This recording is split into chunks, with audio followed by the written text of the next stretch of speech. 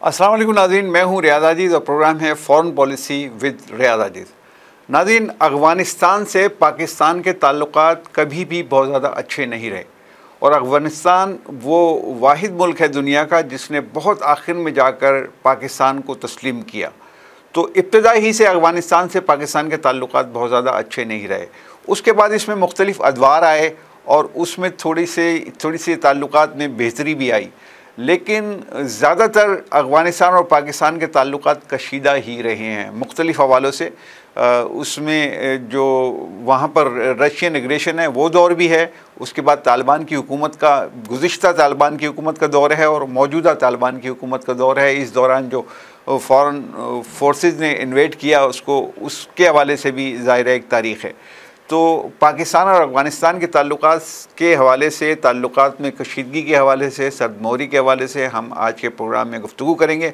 मेरे साथ शरीक गुफ्तगू हैं सरदार मोहम्मद अशरफ खान साहब।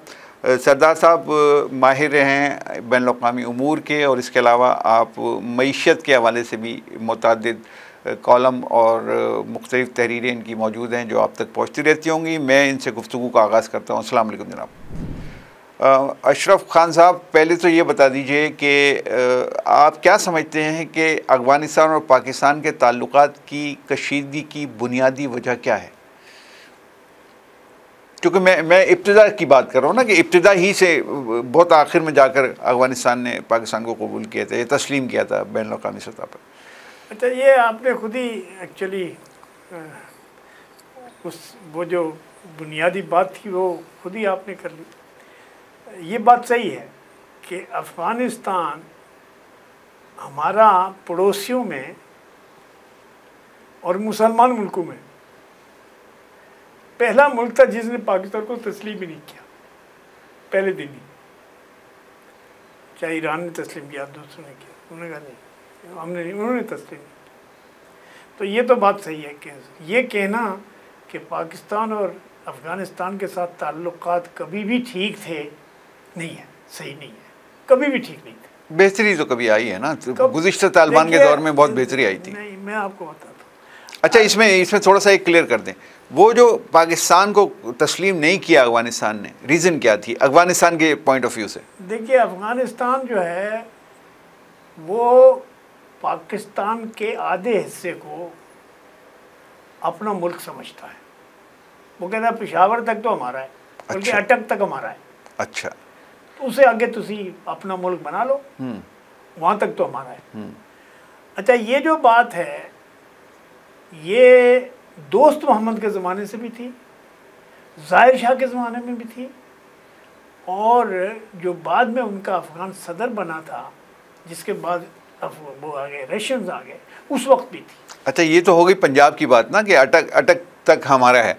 उधर बलूचिस्तान में बताइए कहाँ तक मांगते हैं वो, कहाँ तक तस्लीम करते हैं? क्योंकि बाढ़ तो उधर भी तो सारे ही अफगानिस्तान का है। अच्छा, वो ये क्लेम करते हैं क्योंकि अहमद शाह अब्दाली के दौरे हुकूमत में Balochistan was the only area कि जिससे अहमद शाह अब्दाली को कभी कोई प्रॉब्लम नहीं हुआ। यानी सारे बलोच सरदार उसके साथ आप ये कहते हैं कि बलूचिस्तान तो पूरा ही वो समझते हैं कि हमारा है और इधर अटक तक हमारा है, तो फिर बाकी पाकिस्तान के पास जो बच गया उसका पाकिस्तान बना ले हो। अच्छा, इसमें एक और इंटरेस्टिंग बात बताता हूँ।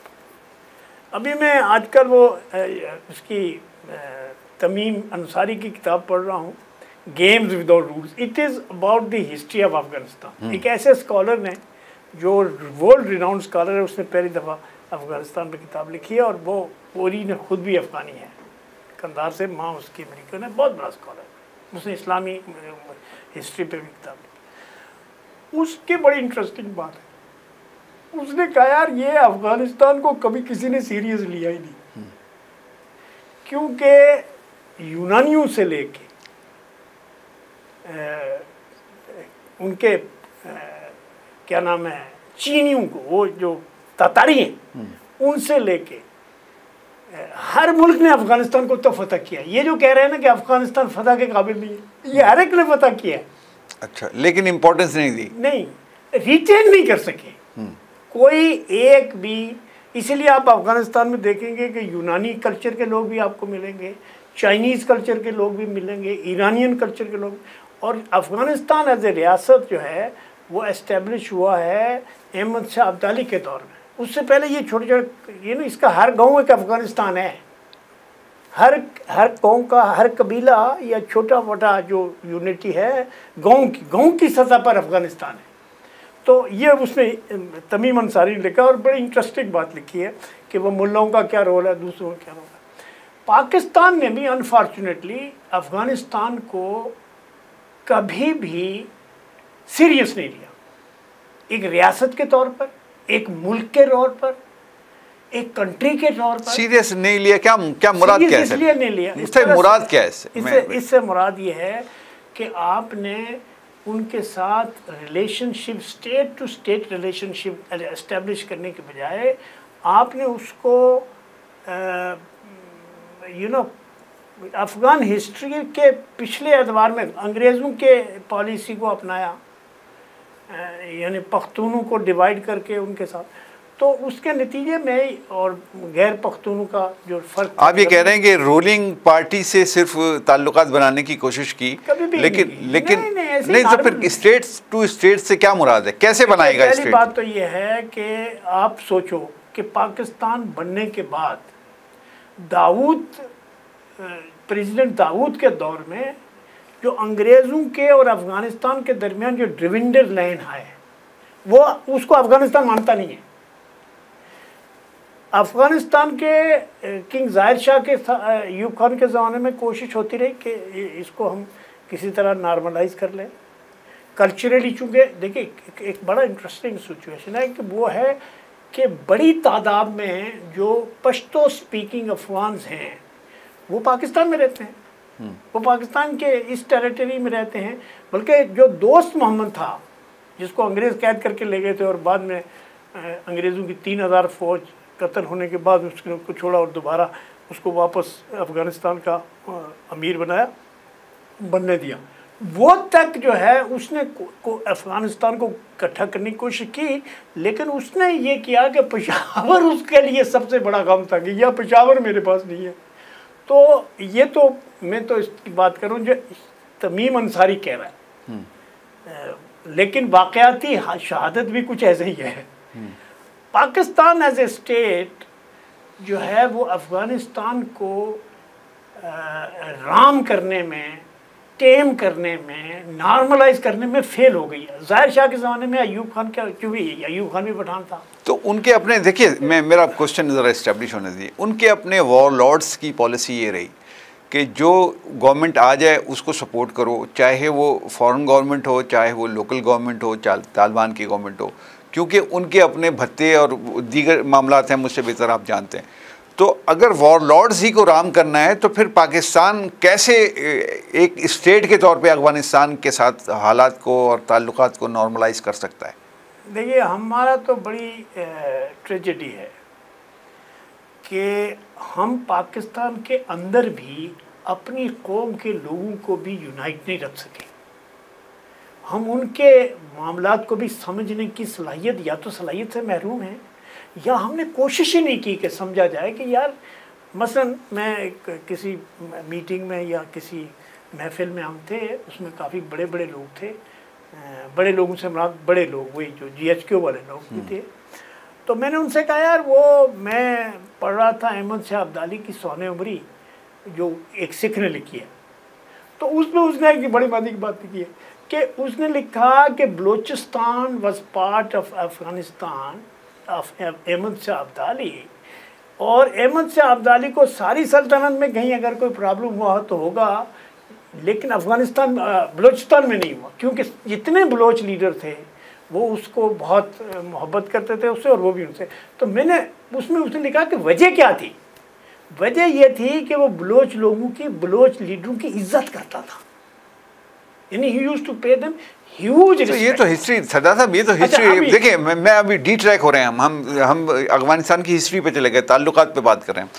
तो इसमें पाकिस्तान, अगर वो आपने कह दिया तो मैं जुमला बोलने से पीछे नहीं हटूंगा कि पाकिस्तान की हुकूमतों ने हमेशा बलोच सरदारों ही को तो अहमियत दी, वहाँ के आवाम को कब अहमियत दी? बलोच सरदारों को इज्जत दी, बलोच सरदारों को पैसा दिया, आज तक दे रहा है, और वो वहाँ पर उन्होंने मसाइल ही पैदा किए, अपने बेनिफिट्स लिए और मसाइल पैदा किए। तो ये तो एक अलग चैप्टर है।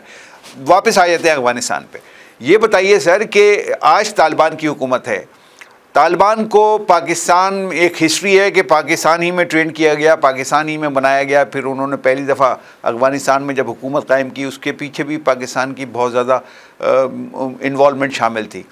आज भी जब यहाँ गवर्नमेंट कायम हुई है तालिबान की तो उसमें पाकिस्तान का कुछ ना कुछ हिस्सा ज़रूर है, लेकिन जब से तालिबान की हुकूमत आई है उन्होंने पाकिस्तान के साथ ताल्लुकात को सवार करने के बजाय मज़ीद उसमें कशीदगी पैदा की है। इसमें दोनों तरफ के मामला शामिल हैं। वजह क्या है, कैसे नॉर्मलाइज हो सकते हैं? देखिए, पहली बात है हम चाहते हैं कि पिछली जो तालिबान हुकूमत थी, क्या उसमें पाकिस्तान के साथ ताल्लुकात सही हुए थे? नहीं, बड़ी हद जवाब है सर, बड़ी हद तक बेहतर थे, बहुत हद तक बेहतर। वो अगर आपने मुल्ला ज़ईफ़ की किताब है ना, जो पाकिस्तान में अफ़गानिस्तान का सफ़ीर था, तो उसकी अगर बायोग्राफी उसने लिखी है तो वो पढ़ लें, फिर आपको समझ आ जाएगा। बात ये है कि ये बात सही है कि जी पाकिस्तान ने अपने वेस्टेड इंटरेस्ट में या अमेरिकन उसके पाकिस्तान ने अपने वेस्टेड इंटरेस्ट में, यहाँ से शुरू करेंगे। पाकिस्तान ने अपने वेस्टेड इंटरेस्ट में अफ़गानिस्तान में जो सोवियत इन्वेजन है उसमें अमेरिकनों की मदद की, वेस्ट की मदद की, और वेस्ट की मदद के नतीजे में अफ़गानिस्तान में जो सोवियत यूनियन के साथ खिलाफ रेजिस्टेंस थी वो बड़ी कामयाब हुई। ठीक है, लेकिन वो अफ़गानों की रेजिस्टेंस कहना है अपनी जगह सही है कि अफ़गान नहीं होते तो ये नहीं सकते थे, लेकिन इसको वाक़या समझना चाहिए कि सारे इस्लामी मुल्क और सारी अमेरिकन हुकूमतें और वेस्ट की सारी हुकूमतें उनको बैक कर रही थी अगेंस्ट सोवियत यूनियन। ठीक, अच्छा, अब सोवियत यूनियन जो है वहाँ से चला गया, तो उसके बाद भी जो हुकूमत बनी उससे पाकिस्तान के ताल्लुकात तो ठीक नहीं हुए। अव्वल तो वो हुकूमत बनाने में पाकिस्तान को जितने तरले करने पड़े, उस ज़माने में नवाज शरीफ की हुकूमत थी, जब पिछली तालिबान हुकूमत थी, तो वो हुकूमत बनाने में इन्होंने इतने बड़े तर लग गए, लेकिन वो हुकूमत बनते ही इनके खिलाफ रिलेशनशिप जो है वो कोल्डनेस का, सर्दमहरी का शिकार हो गई। अच्छा, अब पहली बात तो ये, दूसरी बात ये है कि जो पोस्ट अफ़गान, ये जो पोस्ट तालिबान हुकूमत थी, प्रो अमेरिका या जो भी थी, उसके साथ पाकिस्तान के वैसे ताल्लुकात नहीं थे अच्छे। अच्छा, अब जो तालिबान की नई हुकूमत आई, जिसके हुकूमत के बनवाने में, मुज़ाकरात के कामयाब करने में, सारे कामों में पाकिस्तान का बड़ा हिस्सा था। बल्कि पाकिस्तान के एक वज़ीर आज़म ने तो कहा कि भाई ये गुलामी की आज़ादी से, गुलामी से उन्होंने अपने आप को छुड़ा लिया है, और बड़ी बात, जंजीरें तोड़ दी। तो वो सब कहने के बावजूद जो है वो अफ़गानियों का जो पाकिस्तान के सिलसिले में, चाहे वो मौलवी हो, चाहे वो बादशाह हो, चाहे वो दाऊद हो, प्रेसिडेंट दाऊद हो, या पुरानी तालिबान गवर्नमेंट हो, या फिर ये बीच में जो अफ़गान गवर्नमेंट थी, जो भी what ever government it was, उसकी कारज़ई की, तो उसकी हुकूमत के दौरान भी पाकिस्तान के साथ ताल्लुकात ठीक नहीं हुए, क्योंकि पाकिस्तान, अब इसमें यह सोचना है कि क्या पाकिस्तान ने अफ़गानिस्तान के साथ मामलात को ठीक करने की कोशिश की है, या बैरूनी इन्फ्लुएंस के तहत अफ़गानियों को भी वैसे ही वो ये कह रहे हैं कि साहब अफ़गानिस्तान से तो आपको इस्लाम वगैरह की मोहब्बत की तो बात अपनी अलग कर रहे हैं, लेकिन आप तो अमेरिकनों के लिए काम कर रहे थे, आपने हमारे लिए कुछ किया नहीं। तो इतने सारे 30 लाख अफ़गानी जो रखे हुए हैं पिछले 40 साल से, जो यहाँ के नेशनल भी बन चुके हैं, उसमें से बेशतर बहुत बड़ी तादाद में नेशनल हो चुके हैं, यहीं पे रह रहे हैं, यहीं पे वो एंजॉय कर रहे हैं चीज़ों को, बल्कि यहाँ के लोगों के हक़ भी मारे जा रहे हैं उनकी वजह से, क्योंकि वो यहाँ की नेशनलिटी लेकर और बड़े बड़े ओहदों पर सरकारी जॉब्स भी ले चुके हैं। तो ये क्या अफ़गानियों के लिए कोई बेहतरी नहीं है, पाकिस्तान की तरफ से एक अहसन कदम नहीं है? देखिए, जो लोग पाकिस्तान में आके आबाद हुए सोवियत टाइम पे और बाद में, वो सारे के सारे लोग जो हैं वो महाजिर कैंपों में है।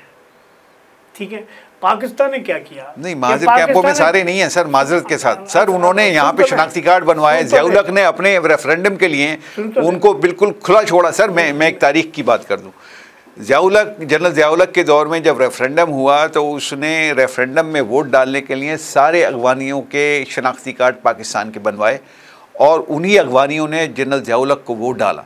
तो फिर वो तो लोकल हो गए, वो फिर कैंपों में क्यों रहेंगे? तो उन्होंने कैंपों में रहना छोड़ दिया, वो तो आज़ाद हैं। वो सारी इन्वेस्टमेंट जितनी पाकिस्तान के अंदर और ख़ास तौर से कराची और लाहौर और इस्लामाबाद में जितनी बड़ी बड़ी इन्वेस्टमेंट नज़र आ रही है अगवानों की, वो वही अगवानी हैं कि जो डुअल नेशनल है, अफगानिस्तान के भी हैं, यहाँ के भी हैं। वो यहाँ पे आके वहाँ से पैसा लाते हैं, यहाँ इन्वेस्ट करते हैं। तो वो बात आपकी सही, मैं उस पर इनकार नहीं कर रहा था, बल्कि मैं आपकी बात को ही मैं री-इन्फोर्स कर रहा था, उसकी मैं तायद कर रहा था। वो ये थी कि देखिए ईरान में भी अफगानी गए हैं, दुनिया के दूसरे मुल्कों में भी गए हैं, लेकिन वो कैंपों तक महदूद हैं।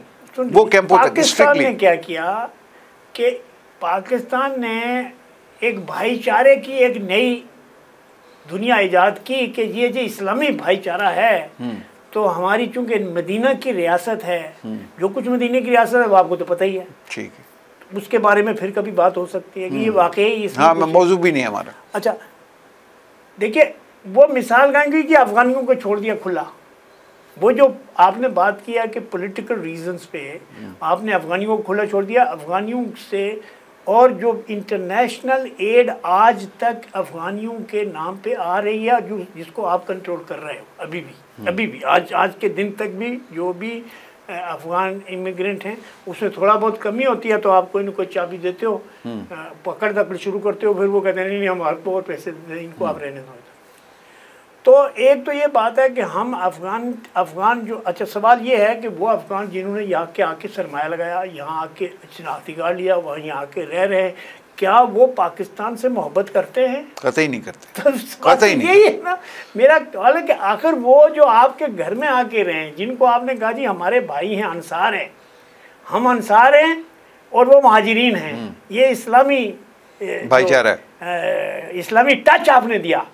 इस्लाम तो था नहीं ना आपके यहाँ उधर, लेकिन इस्लामी टच आपने दिया कि ये अंसार और महाजरीन है, रिश्ता इनका हमारा इतना गहरा है।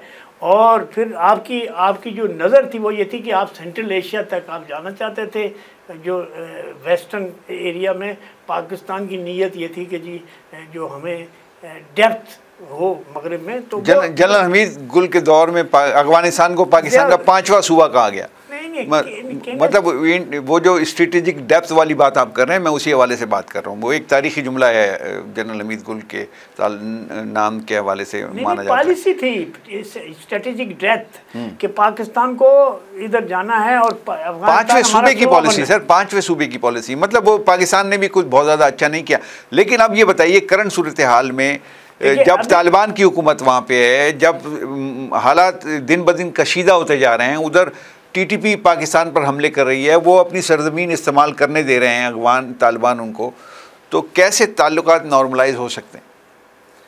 ताल्लुकात नॉर्मलाइज ऐसे हो सकते हैं कि एक तो ये बात है कि आप अफ़गानिस्तान को पाकिस्तान का सूबा डिक्लेयर करने या सूबा समझने की गलती दोबारा न करें, एक, और अफ़गानों को अफ़गान रियासत के बाशिंदों के तौर पर ट्रीट करें, चाहे वो पाकिस्तान में रह रहे हैं या पाकिस्तान के बाहर रह रहे हैं या अफ़गानिस्तान में रह रहे हैं, तो वो अफ़गानिस्तान के बाशिंदे हैं, उनको अफ़गानिस्तान, वहाँ जहाँ तक स्टेट टू स्टेट रिलेशनशिप है, आपने अभी तक तो अफ़गानिस्तान की जो हुकूमत को आपने तस्लीम नहीं किया क्योंकि दुनिया तस्लीम नहीं कर रही उनको, लेकिन आप बनवाने वाले थे इस वक्त, तालिबान की हुकूमत बनवाने वाले आप थे। आपने जाके चाय पी थी, मैंने नहीं पी, ठीक है, आपने जाके वहाँ काबुल में चाय पी थी, तो मैंने तो नहीं चाय पी थी। आप उन चाय वालों से पूछें कि क्या हुआ है, उनको पता चलेगा कि ये अफ़गानी जो हैं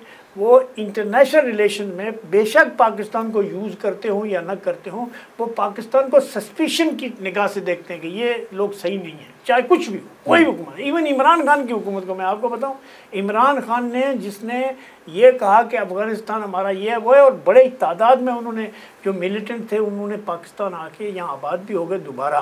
ये वो कौन लोग हैं? ये वो तालिबान वो हैं जिनको हज़ारों की तादाद में आपने अफ़गानिस्तान में लड़ने के लिए जाने दिया, उनको हथियार किया, उनको ट्रेन किया, और अब वो वापस आके आपके खिलाफ लड़ रहे हैं। और वो चूँकि तालिबान के करीब हैं, वो उनकी स्ट्रगल में उनके साथ रहे हैं, तो वो उनको कुछ भी नहीं कह रहे। अब नतीजा क्या है कि आपकी रियासत को इस वक्त अगर किसी और रियासत से ख़तरा है तो मेरे ख्याल से अफ़गानिस्तान से।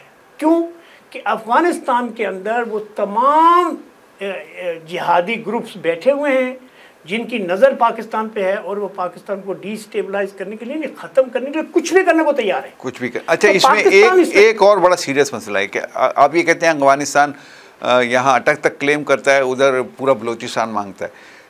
मामला यह है कि पाकिस्तान के सियासतदान, ANP जैसे जमातें, उधर महमूद खान अचकज़ई जैसे लोग, वो फुल्ली सपोर्टर हैं अफ़गानियों के, और अगर उनके ख़िलाफ़ यानी कोई कार्रवाई होती है, डिविडेंड लाइन बनती है, कोई बाढ़ लगाई जाती है, तो वो एहतजाज करते हैं, वो सख्त तरीन एहतजाज करते हैं। ऐसी सूरत में क्या पाकिस्तान कोई ऐसी पॉलिसी बना सकता है कि जो बिल्कुल इंडिपेंडेंट हो और अपने लोगों को भी साथ मिलाए और उनको समझाए कि भाई हम अलग हैं, वो अलग हैं? वो तो कहते हैं हम एक हैं। नहीं, वो एक ही एक नहीं है। वो जो अचकज़ई है वो सारे पश्तूनों को रिप्रेजेंट नहीं करता है। ANP भी सारे पश्तूनों को रिप्रेजेंट नहीं करती है। ANP लेकिन एक रियलिटी तो है ना, वो ताकत तो है ना, एक आवाज़ है, कुछ भी नहीं है। महमूद खान अचकज़ई की पॉलिटिकल स्ट्रेंथ क्या है पाकिस्तान में? 1 या 2 असेंबली की सीटें। मैं उसके पॉलिटिकल इन्फ्लुएंस को नहीं चैलेंज कर रहा हूँ, उसका पॉलिटिकल इन्फ्लुएंस यहाँ भी है, वहाँ भी है। वो पश्तून फ़िलासफ़ी को मैं आपको एक वाक़या सुनाता हूँ, उस पर आपको अंदाज़ा होगा। अमेरिका से मिलने के लिए अब्दुल वली खान गया, अमेरिकी प्रेसिडेंट से मिलने या अमेरिकी हुकाम से मिलने। हाँ। तो उन्होंने उसका कहा कि भाई आप पाकिस्तान की क्यों बात करते हो? अच्छा, उससे कहा तुम पाकिस्तान की क्यों बात करो, तुम तो अपने अफगानिस्तान की बात करो, पश्तूनिस्तान की बात करो। तो ये रिकॉर्ड पर है, ये रिकॉर्ड पे है, बहुत प्रेस में आ चुका है। अच्छा। और मैं क्या बताऊं आपको कि ये बात जो है वो ANP के ख़ास आदमी ने मेरे से खुद ये जिक्र किया कि उसने तो हमसे कहा हमको कह रहे हैं कि ये गद्दार हैं, हम तो अमेरिकन हमको कह रहे हैं कि तुम पश्तून की बात करो, पाकिस्तान की क्यों बात करो? तो उसने कहा मैं पश्तून पाकिस्तान का हिस्सा हैं, पाकिस्तान से बाहर नहीं है। तो ये हमारे पैमाने बनाए हुए। तो इसका मतलब है कि वही फिर आज तक वही पॉलिसी रिफ्लेक्ट हो रही है और इसमें इंटरनेशनल फोर्सेस का भी अमल दखल है। बहुत शुक्रिया सरदार अशरफ खान साहब, आपने गुफ्तगू की। नाज़रीन, ये सारी गुफ्तगू आपके हवाले मैं इजाज़त चाहता हूँ। अल्लाह हाफ़िज़।